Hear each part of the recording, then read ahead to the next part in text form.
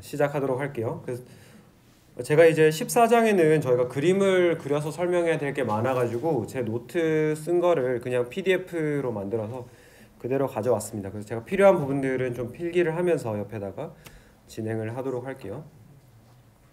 우리가 지난 시간에부터 지금 계속해서 배우고 있는 것이 전자분광학이라고 하는 것을 배우고 있습니다. 여기 구석에 좀 쓰면서 해볼까요?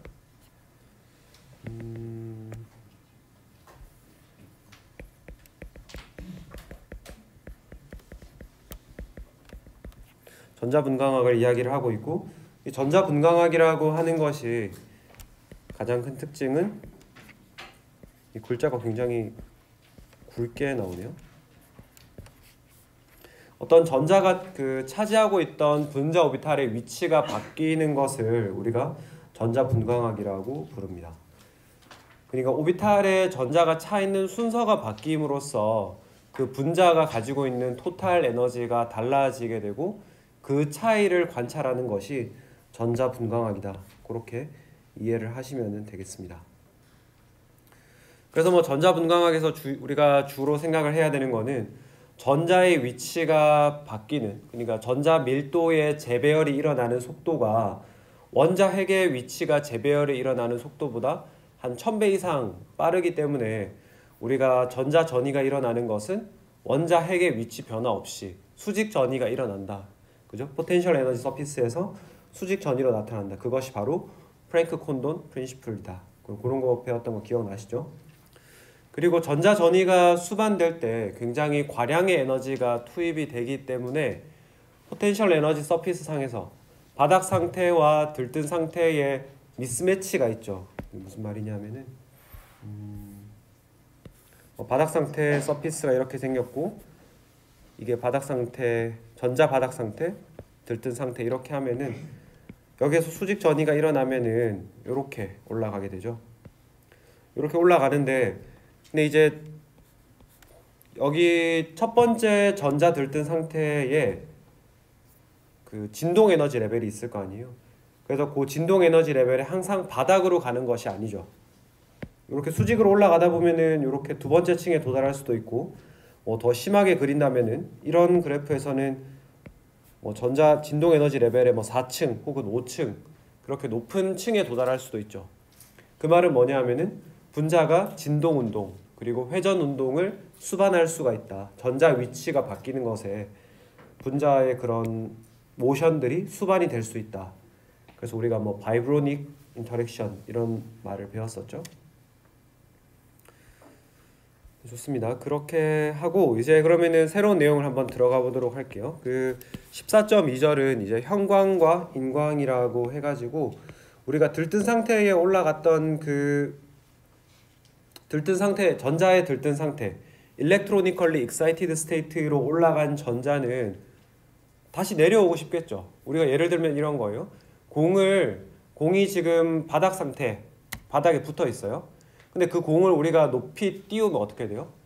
어떤 외력에 의해서 높이 띄워주게 되면 그 공은 잠시는 올라가 있겠지만은 어떤 얘가 포텐셜 에너지를 가장 안정화시킬 수 있는 바닥 상태로, 그러니까 바닥으로 다시 내려오게 되겠죠. 그 전자도 마찬가지예요. 제가 지금 여기 그림 오른쪽 위에 그림을 그려 놓았는데 이렇게 들뜬 상태로 올라갔죠.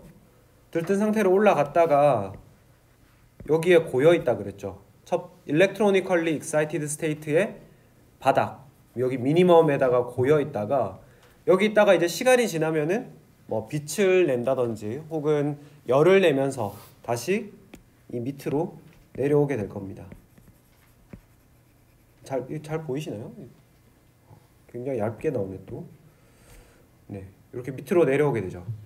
근데 밑으로 내려올 때 이제 앞에서 말씀드렸지만 빛을 내는 형태, 열을 내는 형태가 있다라고 했는데 먼저 열을 내는 형태는 우리가 이 책에서 자세하게 다루지 않기 때문에 제가 먼저 간단하게 말씀을 드릴게요.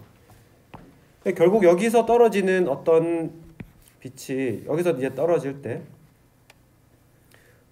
이게 결국 델타 E가 한유 이런 형태로 쓸 수 있잖아요. 지금 글자 보이시나요? 제 여기 아이패드에서는 너무 얇게 나와가지고 혹시 안 보이시면 말씀해 주세요. 이렇게 되는데 여기에 해당하는 진동수가 만약에 어떤 가시광선에 해당한다. 그러면 이제 우리 눈에 색깔을 보이는 빛을 내면서 떨어지는 게 되겠죠. 근데 이 에너지 레벨이 뭔가 뭐 가시광선에 해당하지 않는다. 뭐 마이크로파에 해당한다든지 혹은 뭐 적외선 영역에 해당한다. 그러면은 어떻게 돼요? 그럼 얘네들이 빛을 내는 것이 아니라 우리가 느꼈을 때는 우리 눈에는 색깔이 띄지 않는 그 열을 내는 형태로 보이게 되는 거죠. 근데 우리는 그 중에서도 요 진동수가 가시광선에 해당하는, 즉 우리 눈으로 보았을 때 어떤 색깔, 뚜렷한 색깔이 나타나는 그 현상들을 집중해서 보려고 해요.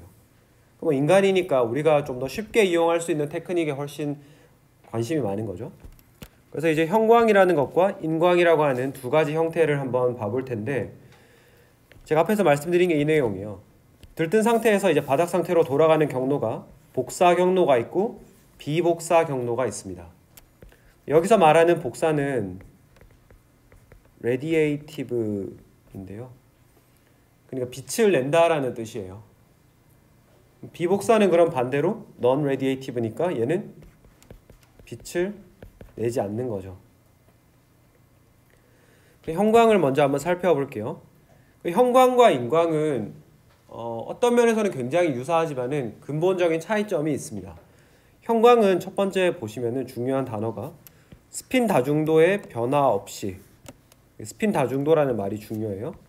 이게 변화가 없이 전자가 들뜬 상태에서 바닥 상태로 전이되는 과정에서 발생하는 복사선 방출이다. 이게 뭐 무슨 말이냐 한번 보도록 할게요.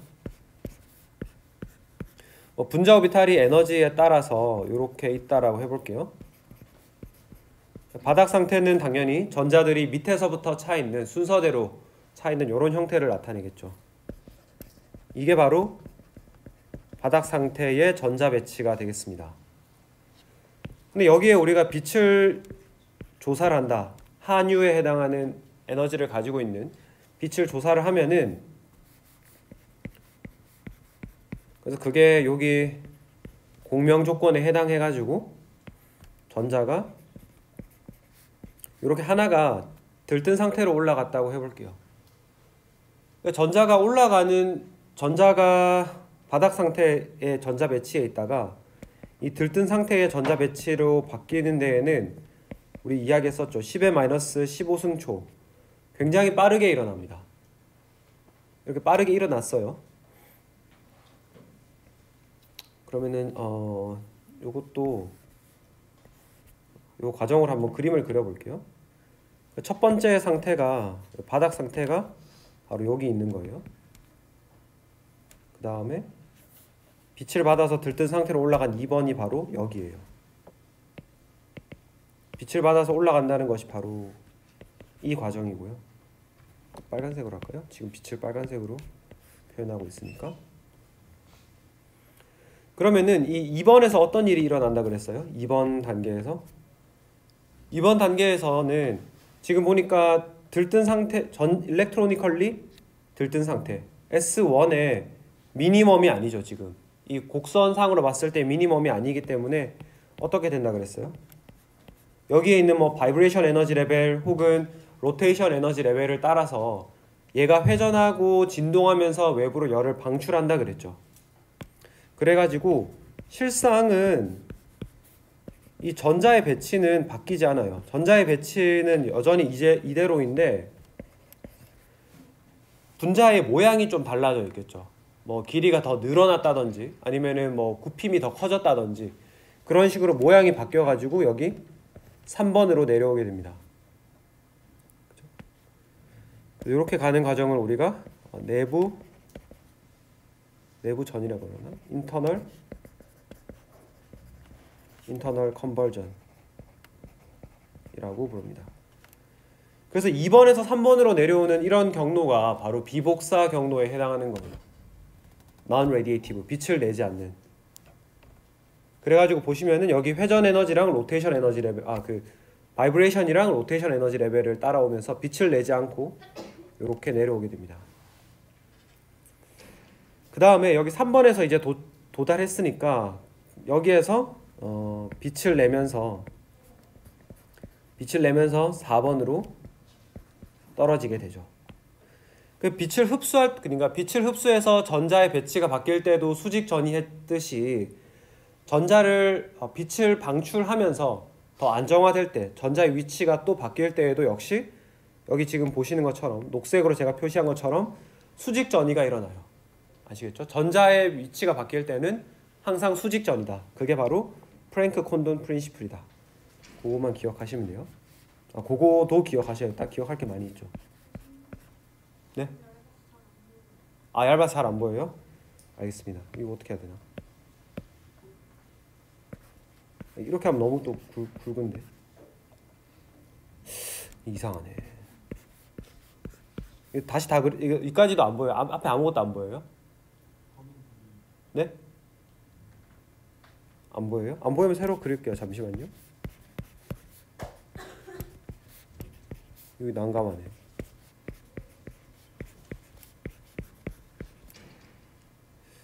자, 전자들의 배치가 이렇게 돼 있고, 이것도 제가 새로 그려볼게요. 이거 약간 예전에 친구들은 전부 하이테크 0.3 가지고 막 글자 빽빽하게 예쁘게 쓰고 있는데 나만 막 0.8 뭐 이런 펜으로 쓰고 있는, 붓펜으로 쓰고 있는 느낌이네.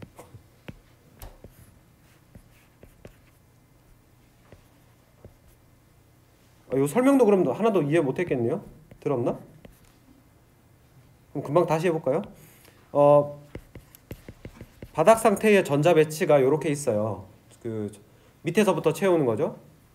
그럼 우리가 여기 전자를 들뜬 상태로 더 높은 분자 오비탈로 보내기 위해서 필요한 에너지를 가지고 있는 그런 빛을 이렇게 조사를 해줘요. 한유의 에너지를 가지고 있는 이런 에너지를 조사를 해줬더니 요 상태를 우리가 바닥 상태 1번이라고 하면 포텐셜 에너지 서피스 상에서 여기에 해당하는 거예요.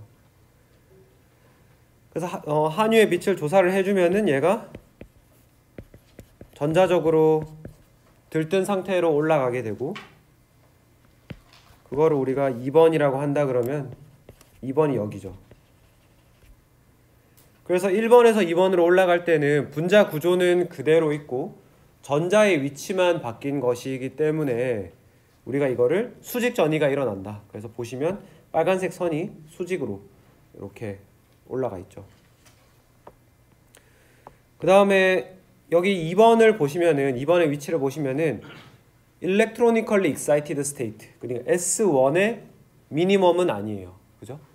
그래가지고 얘가 S1의 미니멈으로 내려가기 위해서 여기에 있는 바이브레이션, 진동 에너지 레벨 혹은 회전 에너지 레벨을 타고 내려가게 됩니다. 그거를 우리가 이렇게 빨간색 꼬불꼬불한 선으로 표현했고요. 그게 바로 우리가 내부 전이라는 표현을 씁니다. internal conversion. 요게 이제 3번이 되겠고요. 그러면은 그 결과로 3번이 만들어지죠. 3번의 위치가 바로 여기에요. S1의 미니멈. 그 다음에 여기서 이제 또 전자가 빛을 방출을 하면서 밑으로 다시 내려오게 되죠. 그래서 이렇게 다시 바닥 상태의 전자 배치로 되돌아온다. 이게 4번이에요. 그럼 말씀드렸지만 4번도 지금 electronically ground state의 관점에서 봤을 때는 바닥이지만 진동 에너지 레벨로 봤을 때는 들뜬 상태죠. 그래서 얘도 바닥 상태에서 진동하고 있는 거예요. 그래서 진동 에너지로 에너지를 방출하면서 이렇게 꼬불꼬불 다시 첫 번째 상태로 돌아오게 됩니다. 이렇게 왔다 갔다 하게 되는 거예요. 이렇게 왔다 갔다 하는데, 근데 형광은 그러면 도대체 뭐냐? 모든 분자들이 빛을 흡수하면은 이런 식의 형태로 되는 거 아니냐? 이런 생각을 할 수가 있는데, 지금 보시면은 여기 바닥 상태에 있던 요 전자 있죠. 요 전자가 들뜬 상태로 올라갔다가, 그죠? 계속 베타 스핀 뒤집어진 상태가 계속 요게 노란색이 잘 안 보이나? 요 베타 스핀 있죠. 요게 올라갔다가 다시 내려오죠.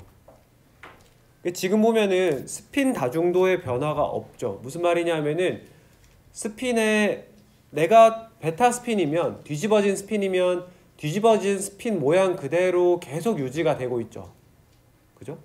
그래서 우리가 여기에서는 지금 우리가 전자분광학에서의 그 선택 규칙은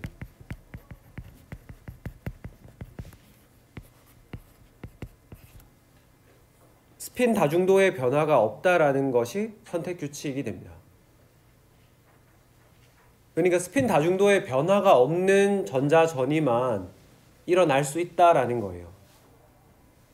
근데 지금 여기 보시면은 스핀 다중도가 변화가 없죠. 그러니까 모든 전자가 어디에 차 있는지 위치는 다르지만 알파 전자 3개, 베타 전자 3개로 항상 짝을 맞추고 있죠. 그죠? 어디에 전자가 차 있는지는 중요한 건 아니에요. 그러니까 짝을 이루고 있기 때문에 우리는 이거를 계속 단일항 상태, 싱글렛 스테이트를 계속 유지를 하고 있는 거예요. 그래서 우리가 여기에 뭐 S0, S1이라고 하는 표현을 쓰는 거죠. 그래서 스핀 다중도의 변화가 없이 3번에서 4번으로 내려올 때 빛을 내게 되는데 이 빛을 우리가 형광이라고 부르는 겁니다. 아무튼 형광에서 가장 중요한 말은 스핀 다중도의 변화가 없다. 그거를 기억을 하시면 되겠습니다.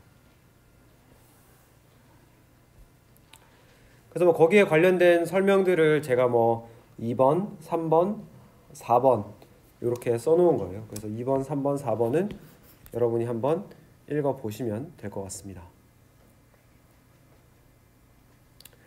그 다음에 5번은 이제 우리 책에는 안 나오는 개념인데 제가 꼭 알아두셨으면 좋겠다 싶어서 써왔는데요. 이제 스톡스 시프트라는 것이 있습니다.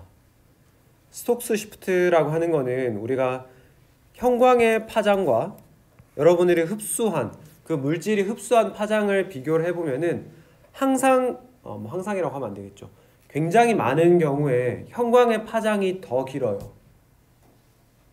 무슨 말이냐면은 뭐 파장이라고 비교하니까 조금 헷갈리실 수도 있는데 에너지라고 하는 것이 어떻게 주어지나요? 파장으로 표현하면은 hnu가 람다분의 hc 이렇게 주어지니까 파장이 더 길다라고 하는 거는 에너지 기준으로 봤을 때는 형광이 더 작고 흡수가 더 크다라고 이야기할 수 있죠.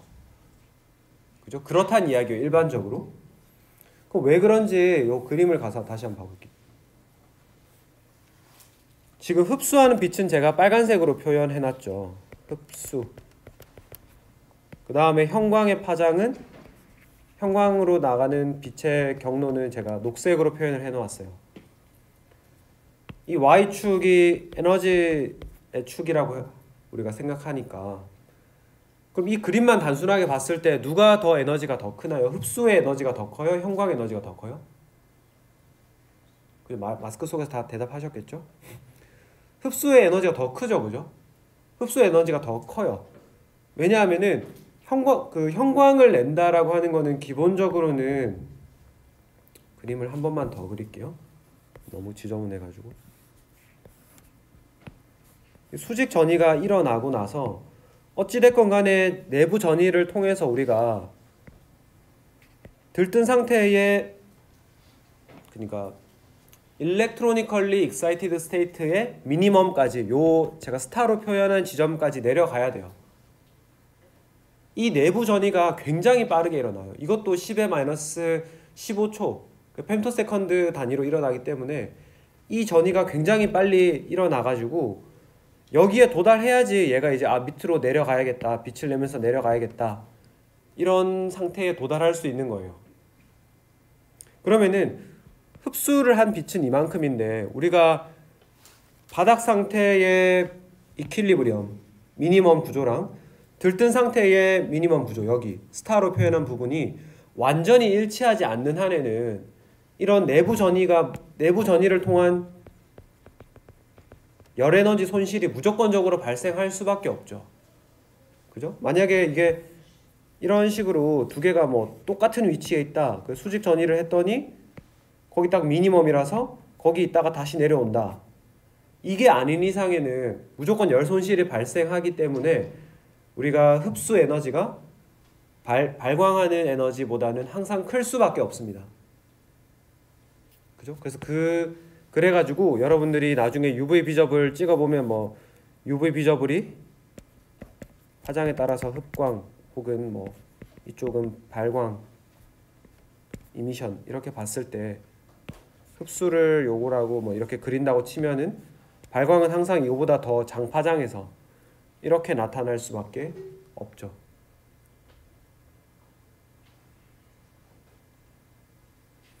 그리고 뭐 요거는 요것도 뭐 저희 책에 나오는 건 아닌데 뭐 용어를 하나 알아두시면 좋을 것 같아요. 그래서 이 형광이라고 하는 거는 항상 여기 S1 스테이트의 미니멈에서 나온다. 그것이 바로 카샤스 룰, 카샤의 법칙이라고 부릅니다. 카샤라는 사람 이름이에요. 아시겠죠? 그래서 뭐 물론 뭐 여러분들이 나중에 좀 더 공부를 해보시면은 뭐 S1 스테이트 말고도 그 발광할 수 있는 스테이트들이 물론 있습니다만은 기본적으로는 우리가 형광은 S1 스테이트의 미니멈에서 나온다. 그것이 카샤스 룰이다. 아시겠죠? 그럼 우리가 형광을 이야기하면서 벌써 중요한 법칙을 세 가지나 이야기했네요. 첫 번째는 프랭크 콘돔 프린시플, 전자의 수직전이. 두 번째는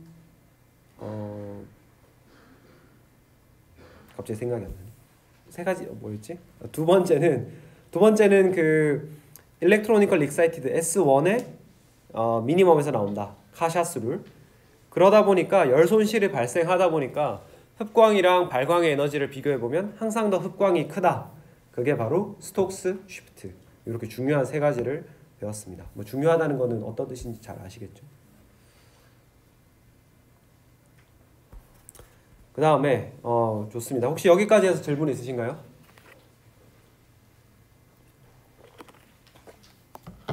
없으면은 좋습니다. 그럼 이제 우리 교재에 있는 그림 14.8을 같이 한번 봐보도록 할게요.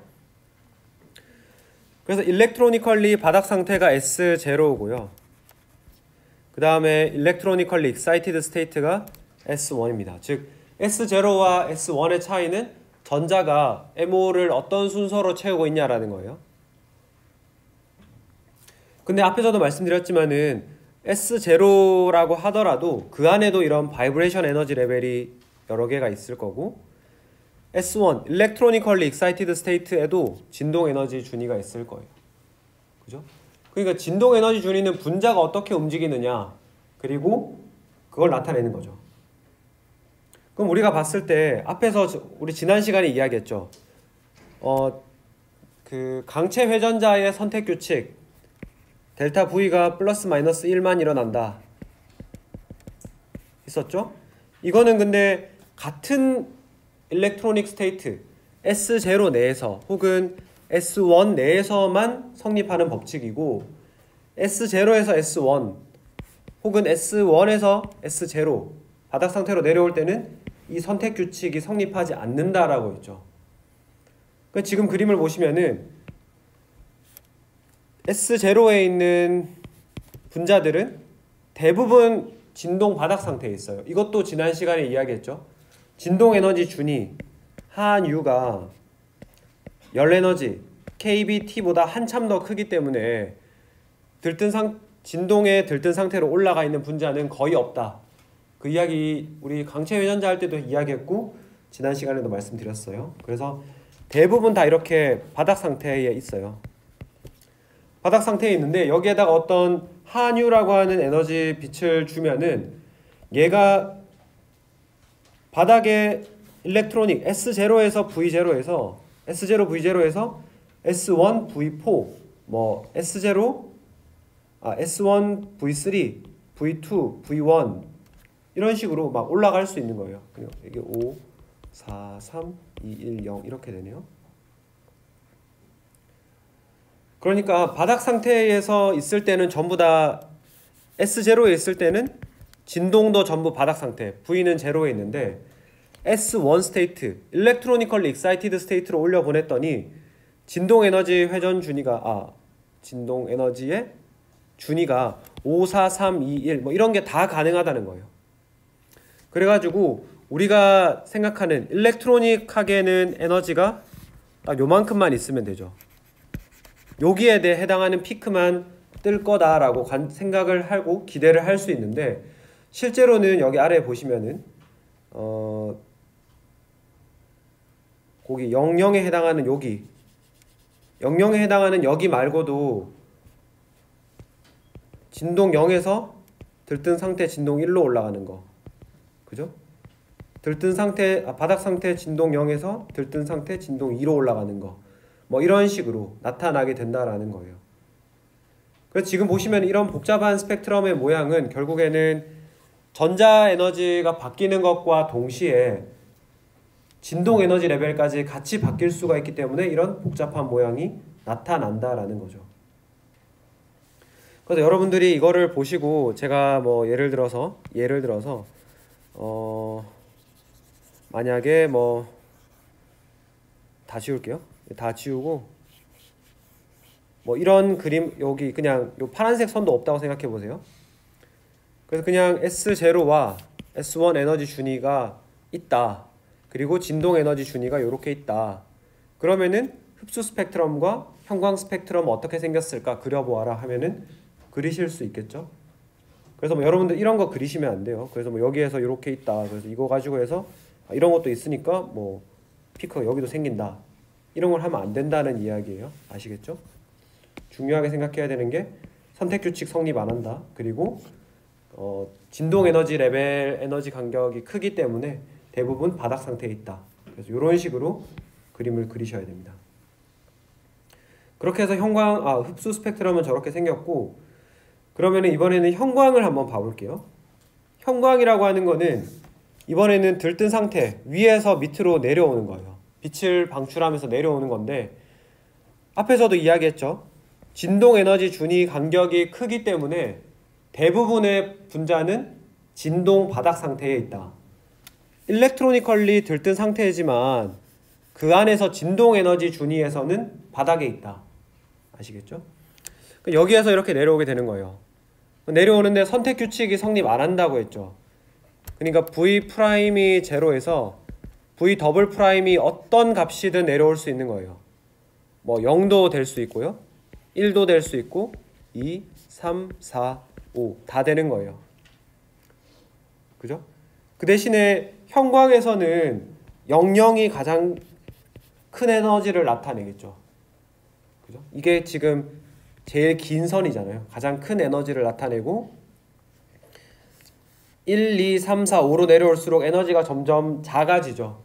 그래서 피크가 점점점 이렇게 오른쪽으로 이동하는 그런 형태를 보이게 됩니다. 그래서 만약에 여기에서 진동 에너지 준위를 전혀 고려하지 않는다라고 하면은 흡수 스펙트럼 이렇게 생겼고요.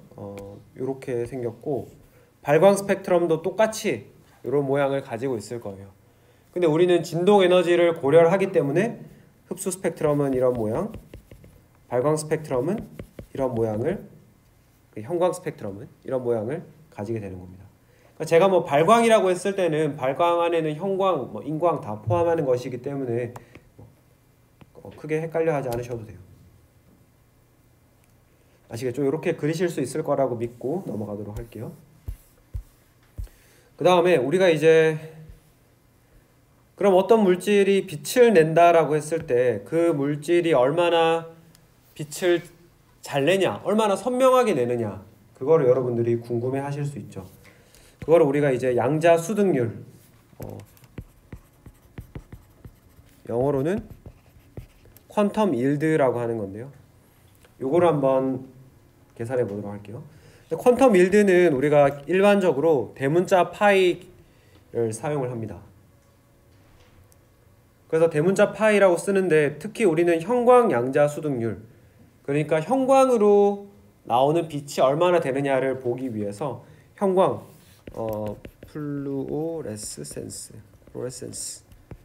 형광의 앞글자 F를 따서 파이 F라고 쓰면은 이것이 여러분이 총 흡수한 광자, 그러니까 어떤 화합물이 흡수한 광자의 개수분의 형광으로 방출된 광자의 개수의 비율을 보는 것이 형광 양자 수득률 파이 F가 되겠습니다. 이렇게 백분율로 나타내는 거죠. 그럼 또 포텐셜 에너지 서핏을 한번 그려봐야 될 것 같은데요. 갑자기 또 펜이 정상 굵기로 돌아왔네요. 얘가 이렇게 올라갔어요. 예를 들어서 100개가 올라갔다고 해볼게요. 100개가 올라가서 뭐 인터널 컨버전, 여기 내부 전일에서는 사실 얘네들이 거의 잘 따라와요. 여기도 100개가 있을 거예요. 100개가 있는데 우리가 다음 페이지에 가서 보겠지만은 이 여기 S1에서 S0로 내려오는 유일한 방법이 형광만 있는 거는 아니에요. 형광만 있는 건 아니기 때문에 뭐 다른 길로도 많이 빠지게 돼요. 그래가지고 우리가 100개를 흡수했지만 이렇게 내려오는 거는 항상 100개보다 작거나 같다. 100개를 넘을 수는 없겠죠. 그죠? 뭐 100개밖에 안 올려 100개만 2층으로 보냈는데 2층에서 내려오는 게 갑자기 101개가 됐다 이러면 이제 무서워지는 거죠. 그래서 100개만 이렇게 내려온다. 그래서 만약에 뭐 예를 들어서 90개만 내려왔다. 그러면은 100분의 90 해서 얘는 형광 수율이 90%인 그런 물질이구나. 이렇게 생각을 하시면 되겠습니다.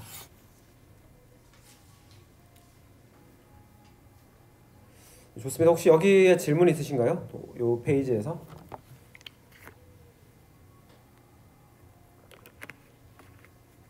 그래서 뭐 요 에너지를 그리는 건 여러분들이 잘 하실 것 같은데 이제 뭐 제가 보다가 이제 갑자기 여러분이 물어보고 싶은 게 생겼는데 요 에너지의 위치, 요 에너지의 크기를 보고 내가 뭐 파장이 대략 어디겠다 이렇게 계산할 수 있잖아요. 근데 문제는 여러분들 이거는 어떻게 답할 수 있을까요? 왜 제로에서 제로로 떨어지는 피크 인텐시티보다 제로에서 2로 떨어지는 게 인텐시티가 훨씬 클까? 피크의 크기. 이걸 왜 그럴까요?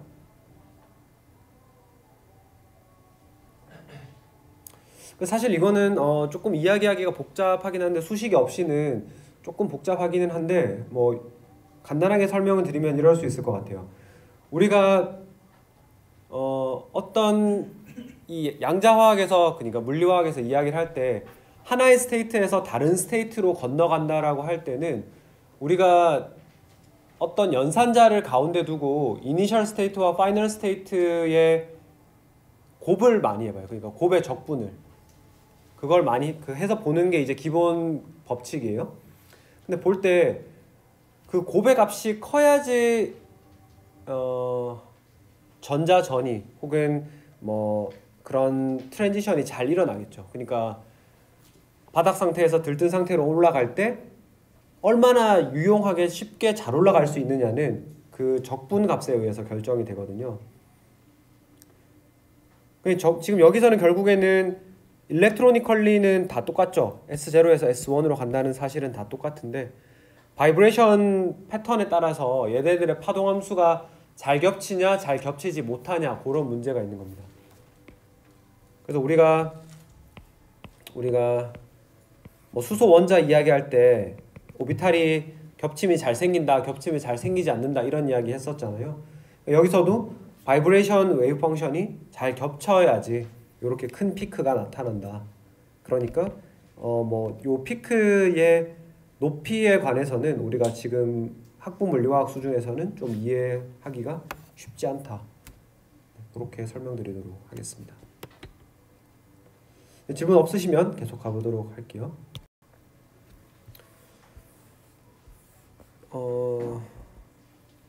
그래서 이제 그런 복사선의 세기는 시간이 지나면은 점점 더 줄어들게 돼 있습니다. 시간이 지나면 줄어드는 거는 당연한데요. 왜냐하면은 처음에 우리가 바닥에서 뭐 100개의 분자를 들뜬 상태로 올려 보냈다라고 해볼게요. 근데 시간이 지나면 점점 그 위층에 있는 S1에 있는 개수가 줄어들죠. 개수가 줄어드니까 점점점 그 복사선이 희미하게 보이겠죠. 그죠? 그래서 그게 이렇게 익스포넨셜하게 지수함수적으로 감소하게 되어 있습니다. 그래서 초기 세기 I0에다가 익스포넨셜 이렇게 곱해주면은 시간 t가 지난 후에 세기를 알 수가 있죠. 그러면 여기 나오는 타우, 요거는 뭐냐? 바로 형광 상태의 수명을 나타내는 것이 되겠습니다. 그럼 우리가 들뜬 상태의 수명은 어떻게 결정을 하느냐?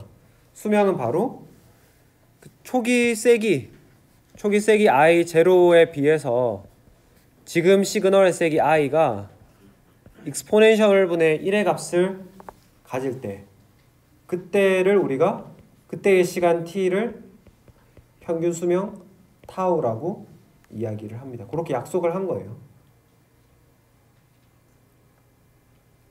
이거는 뭐 그렇게 이해를 하시면 되겠고, 8번, 9번은 제가 조금 요거는 그냥 스킵하도록 합시다. 네, 요거 여러분 공부 따로 안 하셔도 될 것 같아요. 나중에 아마 광화학이라는 과목을 들으면은 좀 더 자세하게 나올 거니까요. 8번이랑 9번은 땡구도록 할게요. 공부할 양이 줄어드니까 좋죠. 나중에 공부하면 돼요. 그 다음에 이제 세 번째 인광을 한번 봐보도록 할게요. 이 인광이라고 하는 것을 이해를 하려면은 형광과의 가장 큰 차이가, 형광은 대표적인 특징이 뭐라 그랬어요? 스핀 다중도에 변화가 없다. 들뜬 상태로 올라갈 때나 바닥 상태로 내려올 때 스핀 다중도에 변화가 없다. 그래서 허용된 전이다. 맞죠? 형광은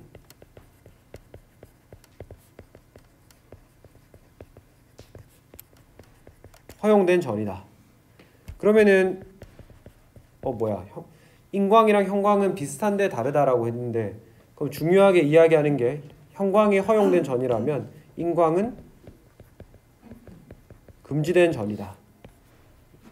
이렇게 이야기를 할 수가 있겠습니다. 금지됐다니 도대체 왜 금지됐냐? 우리가 앞에서 이야기했죠. 그 스핀 셀렉션 룰이라고, 스핀 선택 규칙은 델타 S가 제로인 거. 그러니까 스핀에 플리핑 없이, 스핀에 뭐 베타 스핀이 갑자기 알파로 뒤집힌다든지 이런 플리핑이 생기면 안 된다는 거예요. 근데 인광의 경우에는 델타 S가 0이 아니기 때문에 우리가 금지된 전이라고 부르죠. 그래서 먼저 요 자블론스키 다이어그램이라고 하는 요거를 먼저 봐볼게요. 그 자블론스키 다이어그램은 별게 아니라 제가 자주 그리는 이런 그림 있죠. 뭐 일렉트로니컬리 바닥 상태 익사이티드 스테이트 이렇게 막 그리고 뭐 회전 에너지 레벨 그리는 거 있잖아요. 그래서 요거를 그냥 자블론스키 다이어그램이라고 불러요. 우리 교재 14.9에 있는 그림을 제가 그대로 가져온 건데요. 그래서 이거를 가지고 인광을 한번 설명해 볼게요. 그래서 지금 첫 번째 프로세스는 일단 흡수가 일어났어요. 그죠? 흡수가 일어나서 S1으로도 올라가고 S2로도 올라갈 수 있어요. 그죠? 우리가 흡광을 시킬 때는 반드시 S1에 해당하는 것만 생기는 건 아니에요. 내가 S2에 해당하는 S0에서 S2로 올라갈 수 있는 에너지를 주었다 그러면은 S2도 생기겠죠. 그죠? S2도 생기고, 그 다음에 얘네들이 올라갈 때 요런 식의, 요게 지금 요런 게 진동 에너지 준이라 그랬죠. 진동 에너지 준이 높은 곳으로 올라가서 이렇게 진동 에너지를 뱉으면서 각각의 미니멈으로 내려오게 되는 거예요. 각각의 미니멈으로 내려오는데, 제가 앞에서 말씀드렸죠. 그 모든 형광은 S1에서 나온다라고 생각해도 무방하다. 학부 수준에서는. 그래서 S2든 S3든 어디에서 생긴 거든지 간에 다 S1의 미니멈으로 와서 고이게 됩니다. 그게 바로 우리가 방금 전에 이야기했던 카샤스 룰이 되는 거예요. 그래서 여기에서 이제 수직으로 떨어지면서 빛을 내면은 그것이 우리 형광이라고 이야기를 했었죠. 근데 이제 새로운 단어가 하나 보이네요. 여기 보시면은 개간교차라는 게 있습니다. 개간. 여기서 개라고 하는 거는 시스템이에요. 어떤 하나의 시스템에서 다른 시스템, 뭐 S1이라는 시스템에서 T1이라고 하는 시스템, 그렇게 시스템이고, 간, 뭐뭐 사이, 뭐뭐 사이니까 인터 시스템 교차 건너간다 크로싱 인터 시스템 크로싱이라고 불러요. 그래서 ISC라고 우리가 통상적으로 줄여서 부르는데 이 S1이라고 하는 시스템 개에서 S1이라고 하는 개에서 T1이라고 하는 개로 건너가는 거예요. 그럼 S1은 뭐고 T1은 뭐냐? S라고 말씀드렸던 거는 제가 단일항이라고 말씀을 드렸고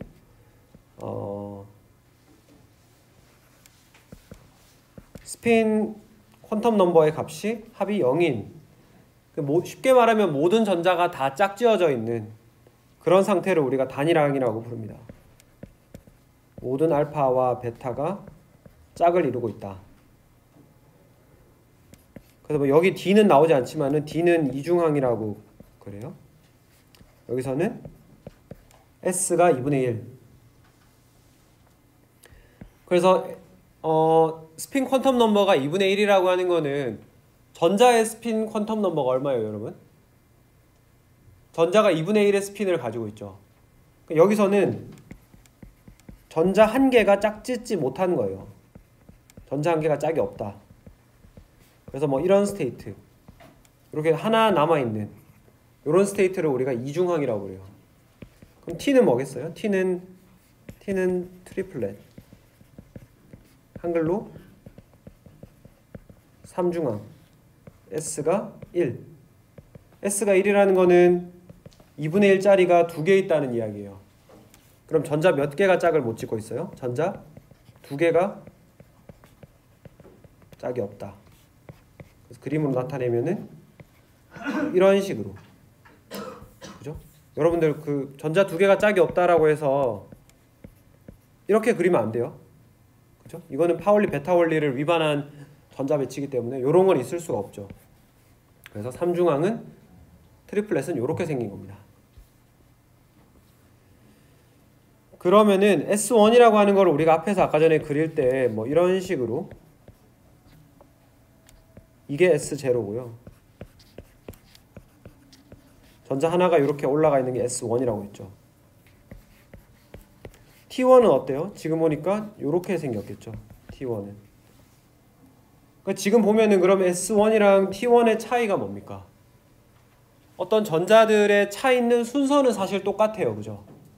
전자들이 차 있는 순서는 똑같은데 여기에 있던 베타 전자, 다운 스핀이 여기는 어때요? 여기는 업 스핀으로 바뀌어 있죠. 그 사실 개간전이라고 하는 거는 그래서 여기 둘 사이에 일어나는 게 개간전이가 되는데 개간전이가 일어난다라고 하는 거는 결국에는 쉽게 말하면은 스핀이 뒤집힌다라는 이야기예요. 스핀이 뒤집혔다라는 이야기죠. 그러니까 이 개간전이는 일반적으로는 굉장히 느리게 일어납니다. 스핀이 뒤집히는 거는 아까 전에 금지된 전이라고 말씀드렸죠. 금지된 전이라는 이야기는 잘 안 일어난다.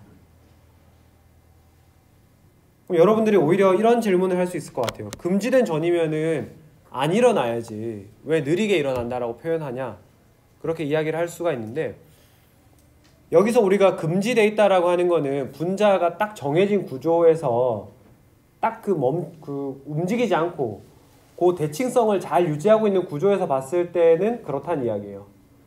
근데 우리가 물 분자가 여러분 구분형이라고 알고 있죠. 구분형이라고 알고 있지만은 평생 그렇게 구분형으로 있는 게 아니라 계속 움직이잖아요. 104.5도 각도로 항상 똑같은 각도를 유지하고 있는 게 아니라 각도도 줄어들었다가 늘어났다가 하고 굉장히 낮은 확률로는 어떤 물 분자는 직선의 형태를 가지고 있을 수도 있어요. 또 어떤 분자는 기역에 가까운 모양을 가지고 있을 수도 있고. 그래서 우리가 대칭성을 이야기할 때에는 가장 안정한 형태를 기준으로 가장 많이 발견되는 구조를 이야기하는 것이고, 근데 분자는 실제적으로 계속 끊임없이 움직이기 때문에 그런 금지된 전이에 해당하는 것도 허용되는 구조가 있다. 그래서 그런 것들이 그럼 확률적으로 굉장히 적으니까 시간이 오래 지나야지 그런 애들이 막 많이 나타날 거 아니에요. 그래서 우리가 그런 것들을 느린 전이라고 생각을 하는 겁니다. 그래서 뭐 개간 전이가 어쨌든 일어났다라고 해볼게요. 그래서 T1 스테이트가 만들어졌어요. 요런 스테이트가 만들어졌는데 얘가 그러면 빛을 내면서 다시 바닥 상태로 어떻게든지 내려갈 거 아니에요. 평생 거기 들뜬 상태로 있을 수는 없죠. 내려가는데 지금 내려가려고 보니까 그냥 내려갈 수는 없죠.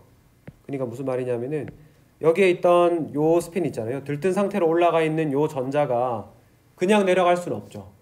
그냥 내려가면은 파울리 베타 원리 위반하게 되잖아요. 그러면은 기본적으로는 내려가면서 스핀이 또 뒤집혀야 돼요. 그죠? 그러니까 S가 1에서 S는 0인 상태로 가야 돼요. 그럼 이거는 어떻게 돼요? 델타 S가 1이죠.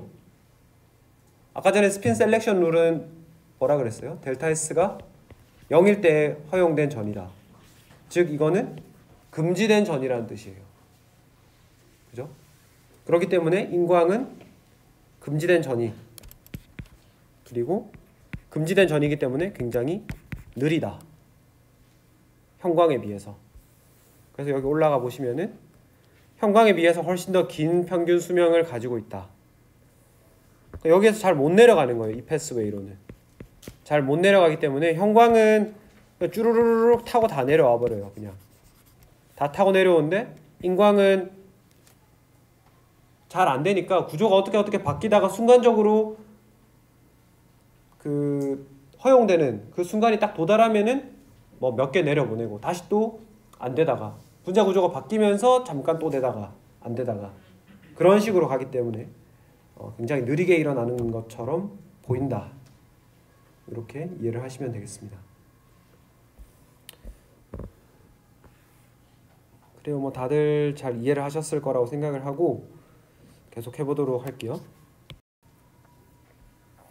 그래서 뭐 원래 수식이 많이 없었는데 조금 이해를 하려고 하다 보니까 수식을 조금 넣게 되더라고요. 조금만 공부를 하시면 될 것 같아요.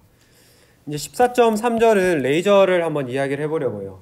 우리가 뭐 레이저라는 표현을 굉장히 많이 사용을 하고 있죠. 근데 이제 레이저를 잘 뜯어서 안에 들여다보고 어떤 일이 일어나는지를 아는 사람들은 아마 많이 없을 거예요. 그래서 우리가 한번 알아보도록 하겠습니다. 레이저라고 하는 단어부터 한번 살펴볼게요. Light amplification by stimulated emission of radiation.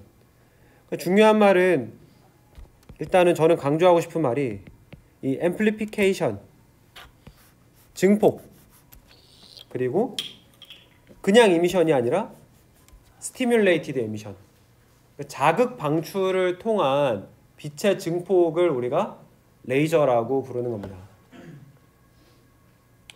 그래서 레이저의 정의 자체도 보시면은 첫 번째에 써놨는데 들뜬 상태의 화학종이 두 에너지 사이의 차이와 같은 광자를 가진 빛에 의해 자극될 때 나타나는 방출 형태다. 그래서 그림을 그리면은 뭐 이런 거예요. 우리가 이렇게 있죠. 바닥 상태의 입자들이 바닥 여기에 있습니다. 여기에 이제 우리가 빛을 때려주면 이렇게 한 개가 올라갔다고 쳐볼게요. 한 개가 올라가면은 시간이 지나면은 얘가 이렇게 밑으로 내려오면서 하나의 한유를 방출하겠죠. 그죠? 근데 여기에다가 이렇게 들뜬 상태로 올라갔는데 여기에 우리가 다시 한유에 해당하는 빛을 쏘아줘요. 쏘아주면은 우리가 잘 생각해야 되는 것이 에너지 차이에 해당하는 걸 주면은 우리가 밑에서 위로 올라갈 수도 있지만 위에서 밑으로 내려올 수도 있어요. 빛은. 그죠? 우리가 공명 조건이라고 이야기했지 얘를 밑에서 위로 밀어 올린다 이런 식으로만 표현하진 않았어요. 공명이기 때문에 그러면은 같은 에너지, 요 에너지 한유에 해당하는 에너지를 뿌려주면은 얘를 내려오게 할 수도 있어요. 내려오면은 내려오는 애도 한유를 방출하고 원래 통과하던 애도 한유를 방출하니까 결과적으로는 이 한유를 뿜어내는 것처럼 이렇게 보이게 되는 거죠.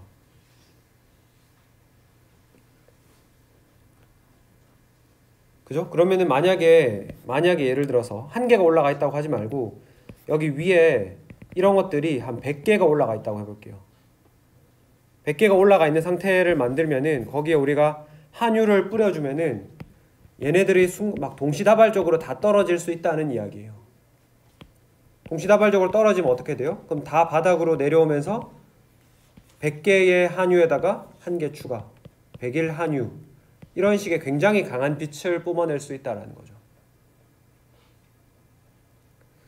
그럼 여러분들이 이 레이저의 기본 원리를 봤을 때 그러면은 이런 것들을 이제 우리가 요 밑에 있는 이런 것들을 레이저라고 해서 굉장히 강한 빛을 내는 거죠.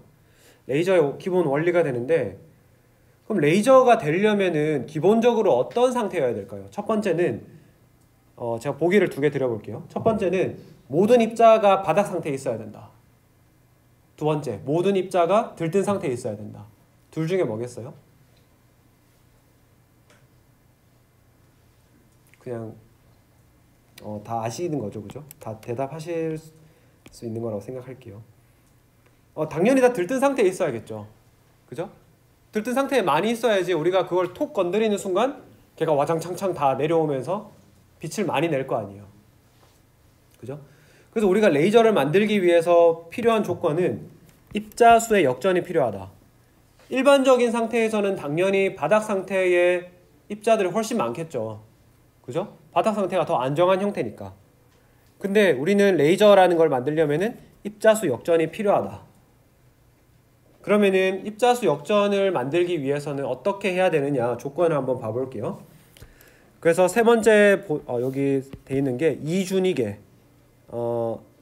투 스테이트 모델. 투 스테이트라는 표현이 여러분들도 더 이해하기 쉬우실 것 같아요. 그러니까 스테이트가 바닥 상태 M이랑 이렇게 그려볼게요.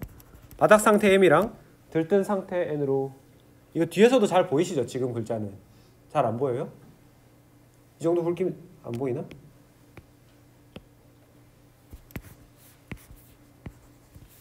MN 이렇게 있다라고 해볼게요. 그래서 우리가 뭐 n개의 분자를 가지고 있다라고 가정을 하고, 그리고 주어진 복사선의 밀도가 로라고 해볼게요. 로 뉴. 어떤 그 뉴라고 하는 진동수를 가지는 복사선의 세기라고 생각하면 되겠어요. 그 다음에 x라고 하는 변수는 들뜬 상태 n개의 분자 중에서 들뜬 상태에 있는 거의 비율이 얼마나 되느냐, 그걸 나타내는 거예요. 그럼 좋습니다. 한번 해봅시다. 그러면은 우리가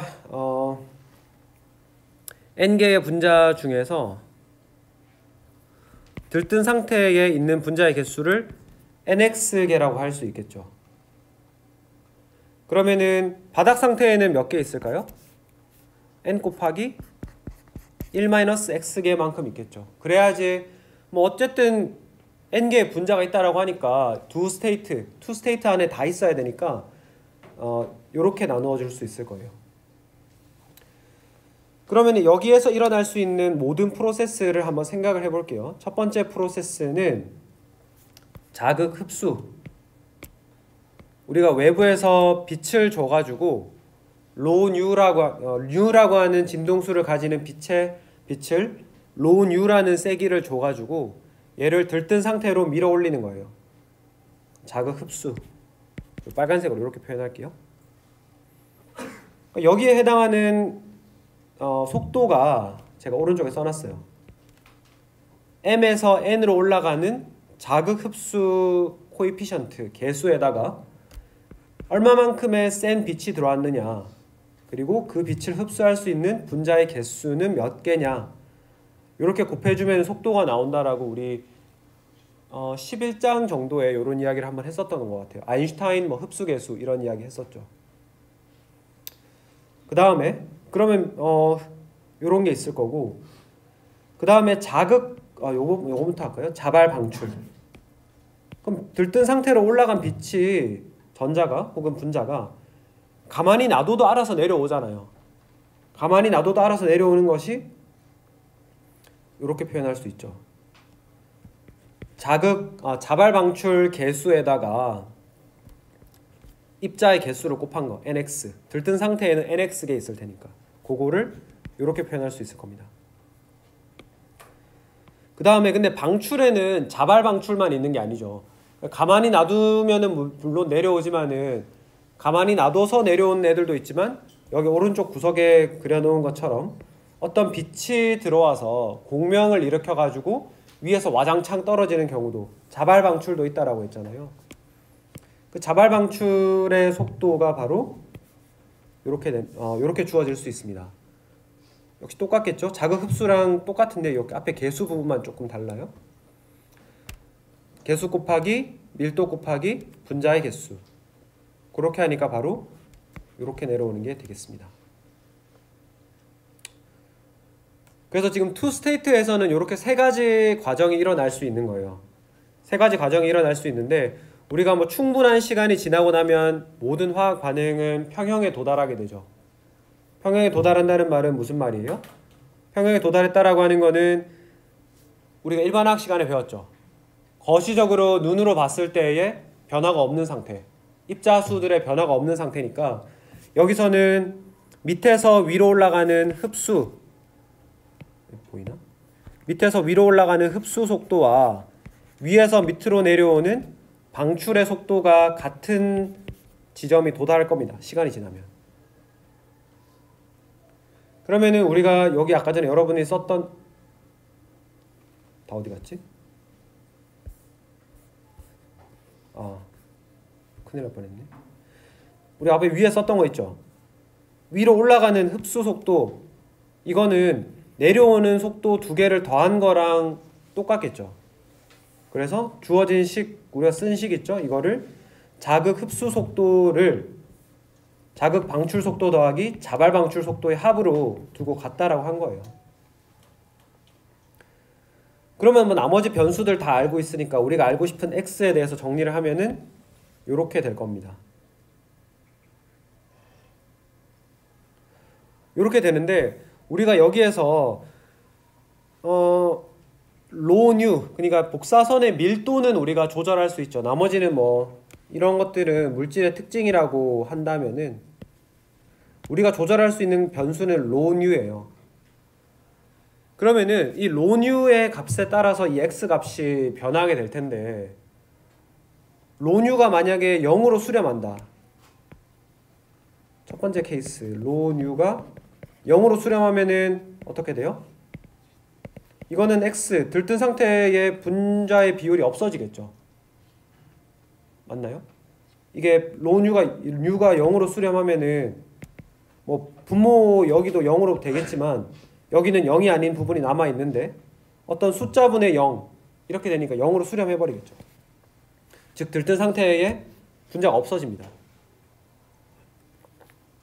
이걸 수식적으로 안 봐도 사실 당연하죠. 로뉴, 복사선의 밀도가 없다. 우리가 빛을 안 쬐어준다는 이야기예요. 빛을 안 쬐어주는데 들뜬 상태의 분자가 있을 리가 없죠. 그럼 반대 케이스, 로뉴가 무한대다. 엄청 세다. 엄청 세다 그러면 극한값 구해보면 x가 2분의 1이 돼요. 그러면은 그럼 우리가 원하는 입자수 역전을 달성할 수가 없죠.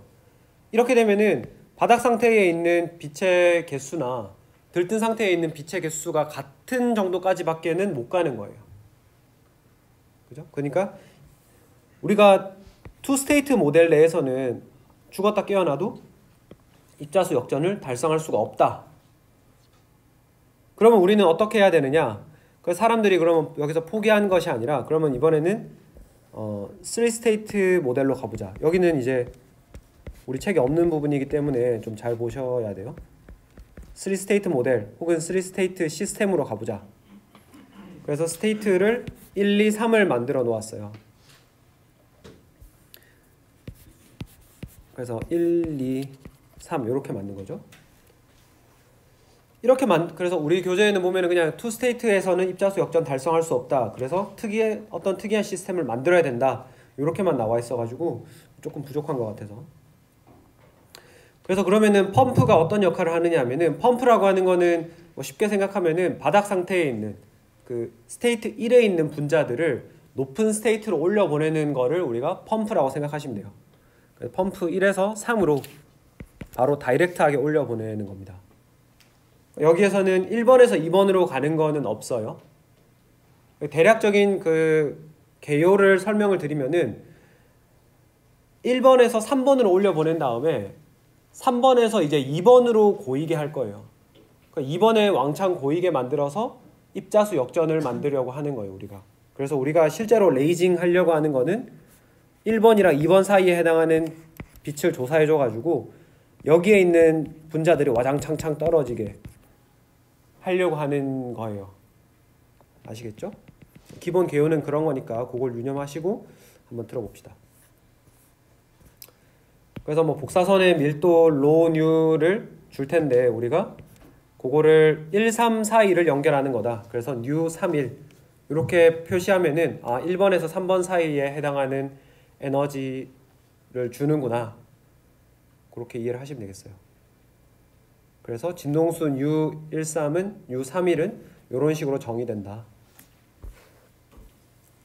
그 다음에 그러면 우리가 이제 요 스테이트들을 보면서 이 안에서 일어날 수 있는 일들을 쭉 생각을 해봐야 될 거예요. 쭉 생각을 해보면은 일단은 자발 방출부터 먼저 한번 생각을 해볼까요? 자발 방출. 일단 여기 3에 막 분자들이 생겼을 거예요. 3에 분자들이 생겼으니까 얘네들이 놔두면은 그냥 알아서 밑으로 내려가겠죠. 그래서 3에서 1로 바로 내려오는 녀석도 있을 거고 3에서 2로 내려오는 녀석도 있을 거예요. 그래서 A31, A32. 그리고 여러분이 우리가 생각을 해보면은 2번에 와서 있던 애가 뭐 2번이라고 뭐 특별할 게 있다고 스테이트 2가 뭐 특별하다고 거기에 고여 있겠어요. 여기에서 내려오는 애도 당연히 있겠죠. A21도 존재하는 거예요. 그러니까 자발 방출은 A31, A32, A21 우리가 생각하는 모든 조합이 다 일어나고 있습니다.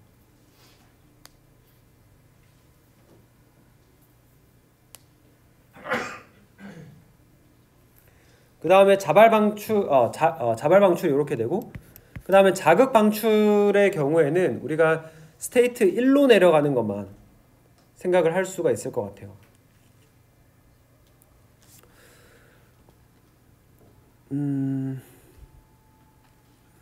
그래가지고 이거는 무슨 색으로 할까요? 녹색으로 할까요? B에서 왜냐하면은 자극 방출이라고 하는 거는 우리가 주어진 우리가 외부에서 들어오는 광자 그 광자와 같은 에너지 대역대를 가진 그런 것들만 왔다 갔다 할 수가 있기 때문에 A31이 나올 거고요.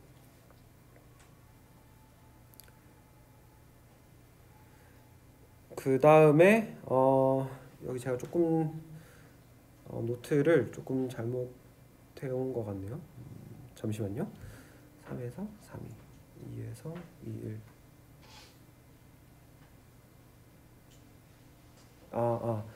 요거를 제가 조금 여기를 조금 잘못 썼네요. 네. 요거를 지워 주시면 될 것 같아요. 자극 방출 2 스테이트 1. 요거는 네. 그래서 3에서 2가 3에서 1로 내려오는 게 있을 거고. 그리고 우리가 한 가지 더 생각할 수 있는 거는 3에서 2로 내려오는 자발 방출 자극 방출도 생각을 할 수가 있죠. 왜냐하면은 여기 스테이트 2에 와서 고인 애들이 있을 거 아니에요. 그죠? 고인 애들이 내려오면서 자극 방출을 일으킬 수가 있죠. 그렇게 네. 요걸 제가 조금 잘못 썼으니까. 그래서 3, 1, 3, 2 이렇게 존재한다. 그럼 우리가 전체 분자의 개수를 한번 구해보면은 전체 분자의 개수는 사실 당연해요. 전체 분자의 개수는 스테이트 1에 있거나 스테이트 2에 있거나 스테이트 3에 있는 것들의 개수를 다 더하면은 무조건 전체 분자의 개수가 나오겠죠. 그리고 그럼 평형에 도달했다. 평형에 도달했다라는 거는 우리가 거시적으로 봤을 때 입자수의 변화가 없다라는 거죠. 그럼 우리가 수학적으로 표현을 하면은 그 지점, 그 스테이트에 있는 입자의 개수를 시간에 따라 미분해 보니까 변화가 없더라, 0이더라. 이렇게 쓸 수가 있습니다.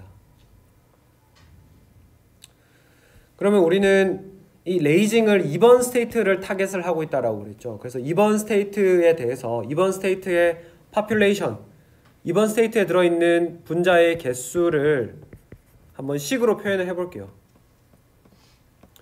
식으로 표현을 해보면은 여기 다시 써볼게요. 저기 그대로 해도 되겠네요. 보시면은 그 첫 번째 자발 방출 3에서 2 요거죠. 요거 자발 방출 3에서 2 요거죠. 그죠? 요거가 있겠고, 그 다음에 요거는 2번 스테이트의 population 개수를 더 늘려주는 거죠. 그죠? 2번 스테이트에 와서 고이고 있으니까 2번의 개수가 늘어난다. 플러스 요인. 그 다음 두 번째 자발 방출 2에서 1은 어때요? 2에서 1은 요거를 나타내고 있는 거죠. 2에서 1로 내려가는 거. 요게 2번 나타내고 있고, 이거는 2번의 개수가 줄어들죠. 2번 스테이트 2에 있는 개수가 줄어드니까 이거는 마이너스 컨트리뷰션일 거예요. 그 다음에 자극 방출 3에서 2로 내려오는 자극 방출. 이거는 뭐예요? 이거는 바로 요거 과정 나타내고 있죠. 요거 지금 요 과정이죠. 그죠? 3번 3에서 2로 내려오는 거. 3에서 2로 내려오고 있으니까 최종 목적지가 2이기 때문에 이 경우에는 2번에 있는 스테이트의 분자의 개수가 늘어나니까 플러스 요인. 이게 3번. 마지막으로 흡수. 자극 방출 3에서 2로 내려왔다라고 하는 거는 거기에 해당하는 거를 흡수하는 녀석도 있어야 된다는 이야기죠. 그래서 이거는 여기 표현을 안 했지만 이렇게 되는 애도 있다. 그게 바로 4번이다. 4번이고 얘는 플러스 요인이다. 아니죠. 2번에서 3번으로 갔으니까 얘는 마이너스 요인이에요. 그죠? 2번에 있던 것이 흡수해서 3번으로 가버렸으니까 스테이트 2에 있는 분자의 개수는 줄어들죠. 그래서 그 1, 2, 3, 4를 우리가 수식으로 쓴 게 바로 위에 거예요. 여기 제가 별표해 놓은 식. 보시면은 3에서 2로 내려오는 자발 방출 개수에다가 스테이트 3에 있는 것의 개수를 곱하면은 스테이트 2로 내려오는 자발 방출에 의해서 내려오는 개수를 알 수 있죠. 그리고 자발 방출 2, 1 이 스테이트에서 스테이트 1로 내려가는 건데, 그러면 여기는 스테이트 2의 개수를 곱해줘야지 2에서 1로 내려가는 개수를 알 수 있죠. 그 다음에 자극 방출의 경우에는 우리가 복사선의 밀도를 곱해준다는 차이점이 있고, 그 다음에는 자극 방출 개수 B를 쓴다. B32 곱하기 N3. 그 다음에 흡수. 이게 결국 자극 흡수잖아요. 외부에서 빛이 들어와야지, 자극이 들어와야지 흡수가 되니까 빼기 컨트리뷰션 론 U 곱하기 B32 곱하기 N2. 그렇게 해가지고 요거 좀 다 지우고 나서, 깨끗하게 다 지우고 나서 보면은 요런 식이 되는 거예요. 그래서 요거 색깔만 제가 매칭을 좀 해놓고, 요게 빨간색, 파란색, 뒤에 게 보라색, 여기 가운데 게 오렌지색, 요렇게 연관이 됩니다. 각각의 과정을 수식으로 나타내면은 저렇게 된다. 그럼 우리가 식을 정리를 한번 해볼게요. 식을 정리를 해가지고, 식을 정리를 하면은 요 가운데 요런 식이 나올 거고요. 그래서 N3이랑 스테이트 3의 파퓰레이션이랑 스테이트 2에 대한 파퓰레이션으로 정리를 한 거예요.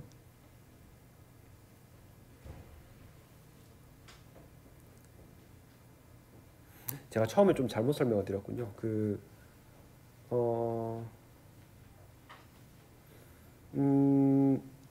스테이트 1, 2, 4가 아니라 스테이트 2, 3, 4이네요. 네. 제가 처음에 조금 잘못 설명드렸네요. 죄송합니다. 제가 좀 헷갈렸네요. 네, 그러니까 요것만 이야기하고 마치도록 할게요.